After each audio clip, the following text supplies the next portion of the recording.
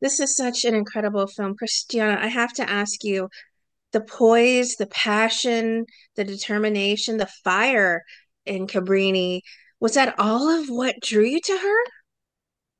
Uh, yeah, very much so. But I want to grab the opportunity to say something that I never said before.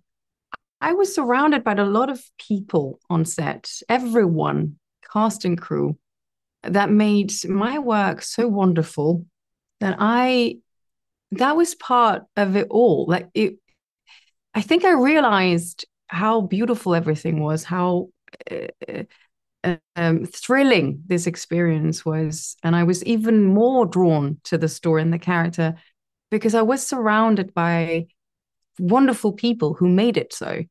So anything I did, anything we did it together. And I never mentioned this before. I don't know why, but it's always been in the back of my head and then someplace in my heart. And that's what's made everything possible. If it hadn't been like that, I don't think I would have been able to do a good job if I did any. But um, I think this is an important element for me. That it does draw me to a character, a story. It's also the people I work with. David, the Archbishop seems to be maybe the only person that believes in Cabrini outside of the children and her fellow sisters.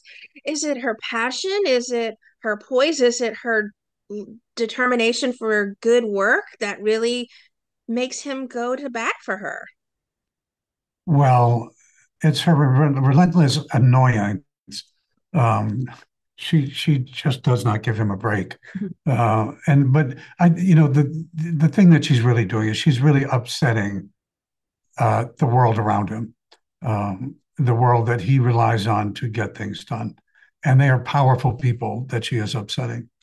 And it's her, but he's also confronted with who he is in a scene with the mayor that John Lithgow plays. Uh, and that's where there's a real shift there. And it kind of opens his eyes not only to her, but to himself. And then she helps to move him along to where he really is helping her.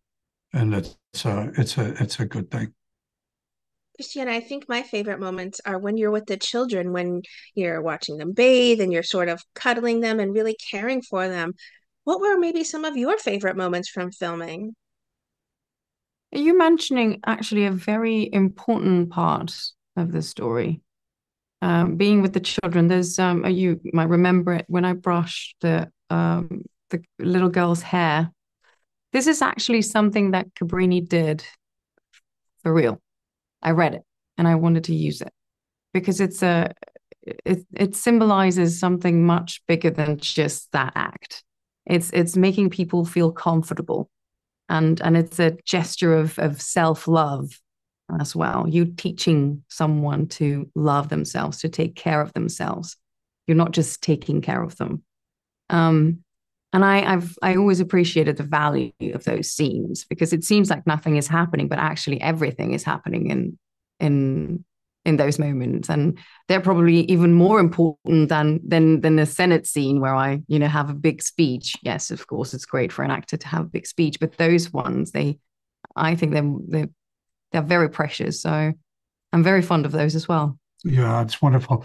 Do you know that those are all orphans there, and you think about they don't have parents, they don't have anybody to do those kind of intimate things with them, and that Mother Cabrini, gave that to them. Yeah. It's really a really a generous, loving thing. Mm. That's what makes it my personal favorite scenes from watching this film too. David, and let me ask you, what do you hope lingers with audiences who watch Cabrini? Is it determination? Is it let your passion guide you? Is it show warmth and empathy to those without need? Is it all of those things? Well, of course, we would love that to be things that stay with people. First of all, they're going to have seen a spectacularly beautiful movie, and they're going to just feel great that they've seen that and been a part of that. And the bonus is they are going to feel the things exactly what you're talking about. Um, how can we be more generous? Um, how can we take care of each other better? And I think that's one of the things we're all glad we're a part of.